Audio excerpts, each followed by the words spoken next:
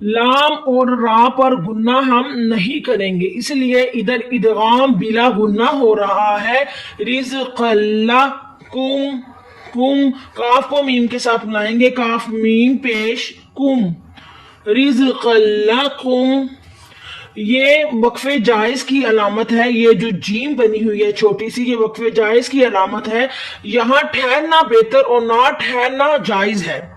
فا کے اوپر زبر ہے، فا کے اوپر زبر ہے، فا اس کو بغیر کھینچے پڑھیں گے، اور یہ حروف تہجی کی طرح ہی فا پڑھا جاتا ہے، نہ موٹا نہ بریک، جیسے ہم حروف تہجی میں پڑھتے ہیں فا، اس کو ویسے ہی پڑھیں گے۔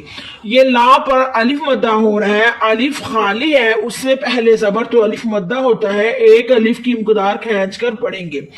فالا تا کے اوپر زبر ہے، لیکن لفظ ایک جیسے ادا نہیں ہوتے، کچھ لفظ حروف تہجی کی طرح ہی پڑھے جاتے ہیں، کیونکہ اردو زبان عربی سے بہت زیادہ ریلیٹڈ ہے۔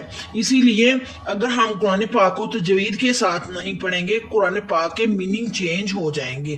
اس لیے ہمیں چاہیے کہ قرآن پاک کو تجوید کے ساتھ پڑھنا سیکھیے، سنہری حروف کے ساتھ پڑھیں۔ بہت شکریہ، خدا حافظ۔